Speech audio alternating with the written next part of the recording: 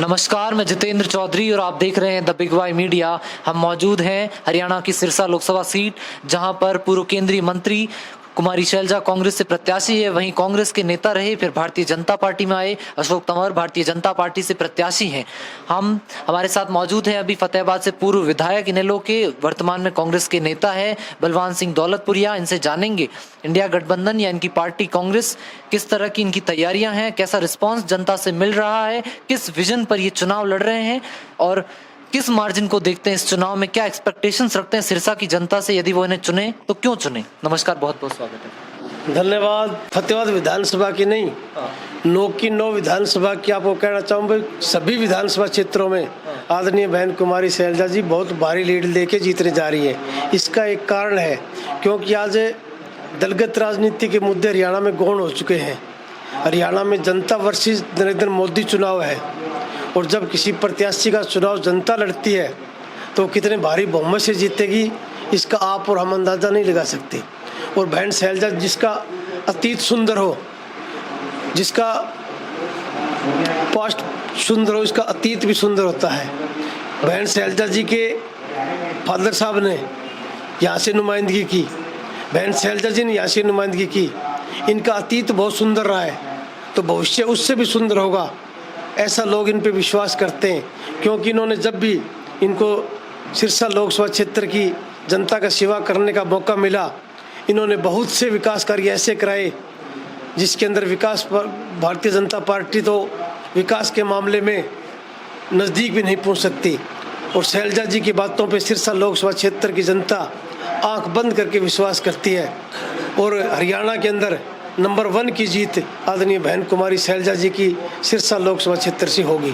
आपका कहना है जनता ये चुनाव लड़ रही है, उन्होंने विकास कार्य करवाए हैं, उनकी सीट रही है, उनके पिता ने नुमाइंदगी की। मैं जब इंटरव्यू कर रहा था आपके विपक्षी पार्टी के एक विधायक का, रतिया से विधायक हैं, उनका कहना है, उनका आरोप है कुमारी शैलजा और उनके पिता लगातार यहाँ से सांसद रहे, लंबी राजनीति रही, उसके बावजूद उनका सिरसा में घर नहीं है। वो कैसे सिरसा की जनता उन्हें अपना माने। पूरा सिरसा लोकसभा क्षेत्र ही उनका घर है। जो भाजपा के प्रत्याशी हैं, पहले उनसे पूछो तेरा घर कहाँ पे है। वो तो हरियाणा का रहने वाला भी नहीं है, वो तो दिल्ली का आदमी है। लेकिन ये इस तरह की छोटी मोटी बातों पे हरियाणा प्रदेश की जनता कभी नहीं जाती। हरियाणा प्रदेश की जनता उस व्यक्ति को चुनती है जो हमारे विकास करवा सके, हमारे आने वाली पीढ़ी का भविष्य उज्जवल कर सके। विपक्ष के लोगों के पास आज दे के वो कुछ कहने के लिए है ही नहीं। क्या हरियाणा में जाट वर्सेस नॉन जाट की राजनीति पर चुनाव होते हैं? ये पहले भाजपा का एजेंडा होता था, इनका एजेंडा हरियाणा में नहीं पूरे हिंदुस्तान में होता था। ये लोगों को गुमराह करते थे, नकाब की तरह भ्रम और भ्रांति फैलाते थे। ये जब पंजाब में जाते हैं गुरु ग्रंथ साहब की बेअदबी करते हैं, जम्मू कश्मीर में जाते हैं जम्मू कश्मीर पंडितों की बात करते हैं, बिहार में जाते हैं तो यादव और कुर्मी की बात करते हैं, महाराष्ट्र में जाते हैं मराठा और नॉन मराठा की बात करते हैं, राजस्थान में जाते हैं गुज्जर और मीणा की बात करते हैं, दिल्ली चंडीगढ़ बड़े शहरों में जाते हैं ग्रामीण और शहरी की बात करते हैं, और इधर पश्चिम बंगाल में जाते हैं तो मुसलमान और रोहिंग्या मुसलमानों की बात करते हैं। जब किसानों के पास जाते हैं तो छोटे किसानों बड़े किसानों की बात करते हैं। आज हिंदुस्तान का आवाम इनको पूरी तरह से समझ चुका है। इन जात पात और धार्मिक विचारों से आज हिंदुस्तान की जनता उभर चुकी है। उनको पता है कि कांग्रेस पार्टी ने जो पिछले 70 साल में देश को बनाया था, आज भारतीय जनता पार्टी उसको तहस नहस करने पर उतारू हो चुकी है। और आवाम ने, हिंदुस्तान की जनता ने एक मुश्त मन बना लिया है कि इस बार इंडिया गठबंधन की सरकार सत्तासीन होने जा रही है। आपकी खुद की हम बात करें, इनेलो से विधायक रहे पिछली बार, क्या कारण रहे आपका इनेलो छोड़कर कांग्रेस में आने का? हमारा इनेलो परिवार दुर्भाग्य से 2 फाड़ हो गया था। और जब कोई राजनीतिक दल 2 फाड़ हो जाता है तो सबसे बड़ा नुकसान कार्यकर्ताओं को होता है। और कार्यकर्ताओं के भावनाओं के अनुसार हमें पार्टी छोड़ के दूसरी पार्टी में आना पड़ा। क्योंकि ये परिवार पार्टनर से कार्यकर्ता जो 3 पीढ़ी से लग रहे थे, बहुत भारी उनका नुकसान था। तो उनसे हमने सलाह मशवरा किया भाई हमें कहाँ जाना चाहिए। तो सभी साथियों ने कहा कि गरीब की, किसान की, मजदूर की, कर्मचारी की, दुकानदार की, छोटे व्यापारी की, आम उस कमेरे वर्ग की कांग्रेस पार्टी आवाज़ उठाती है, इसी पार्टी में आपको जाना चाहिए।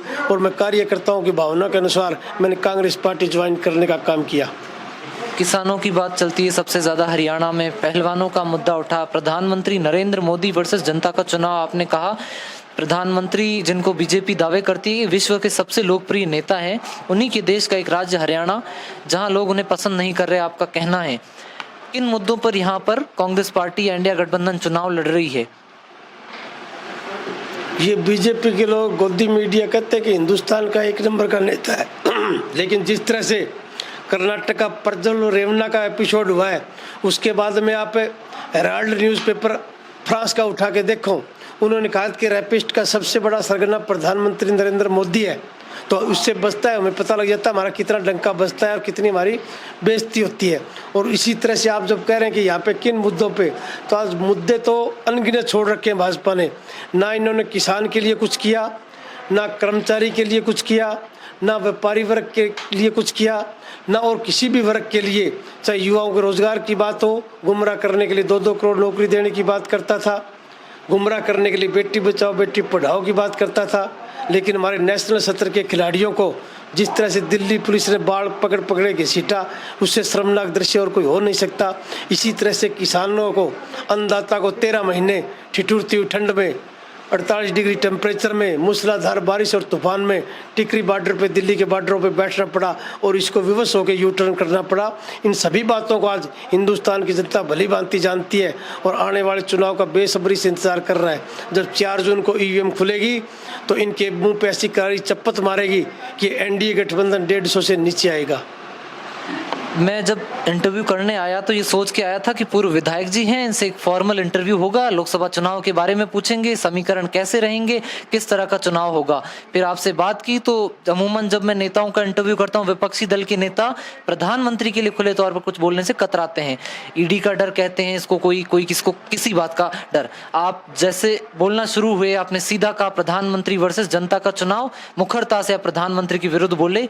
आपके हमारे राजस्थान की हम बात करें, आपके पड़ोस के भादरा से पूर्व विधायक रहे बलवान जी, आपका नाम भी बलवान जी, दोनों में मुझे सिमिलरिटीज लगी कि बड़ा मुखर बोलते हैं।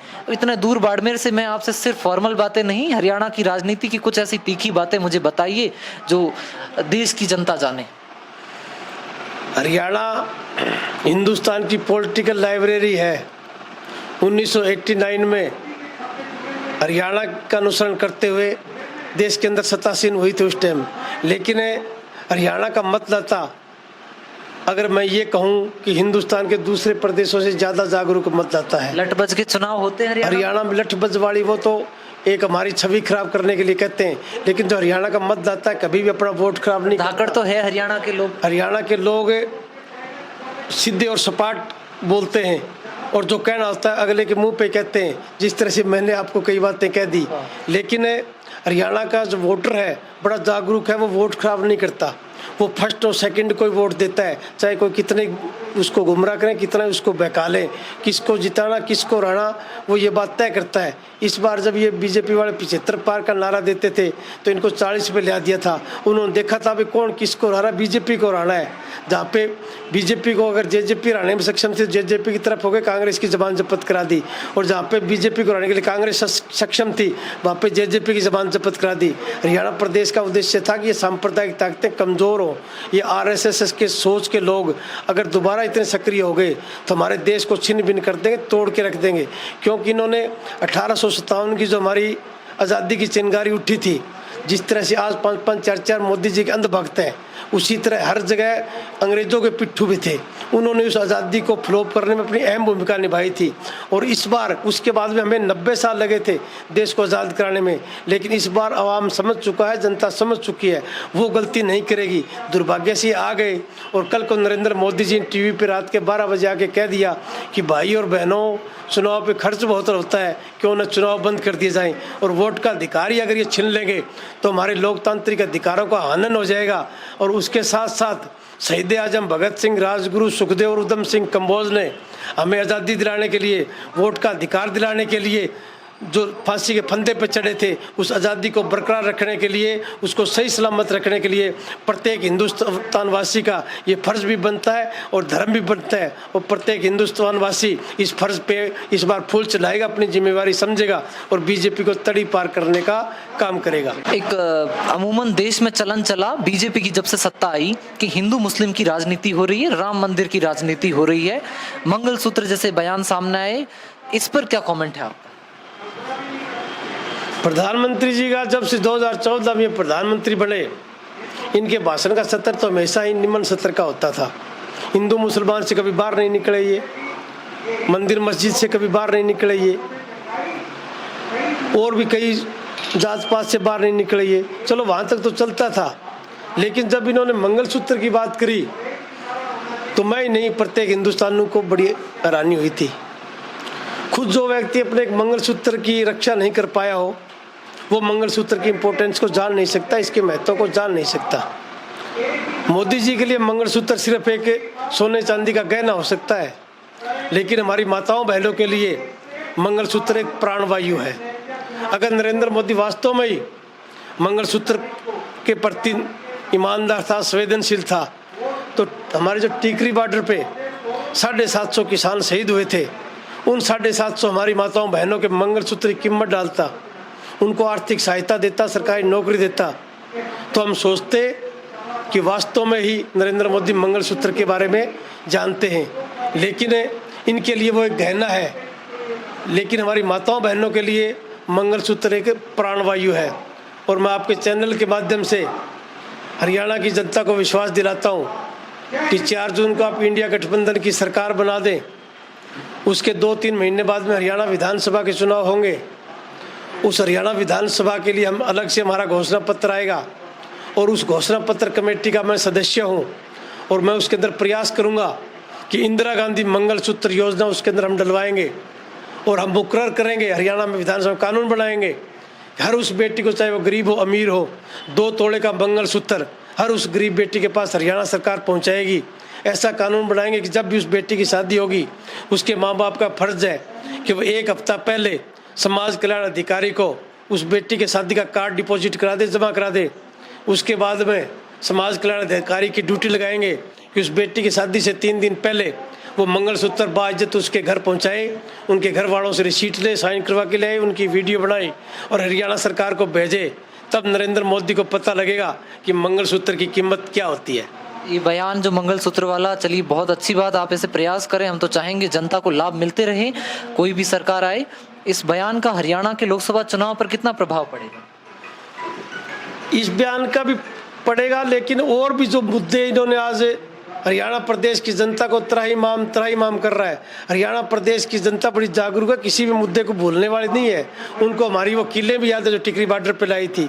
पिछले दिनों शंभू बॉर्डर पे जो हमारे किसान भाई की इन्होंने सीधे बुलेट मार के जो हत्या करी थी, वो भी इनको याद है। सरपंचों को जो लट्ठों से पीटा था पंचकुला में, वो भी याद है। हमारे खिलाड़ी बहनों को जिन्होंने सीट के पीटा था, वो भी याद है।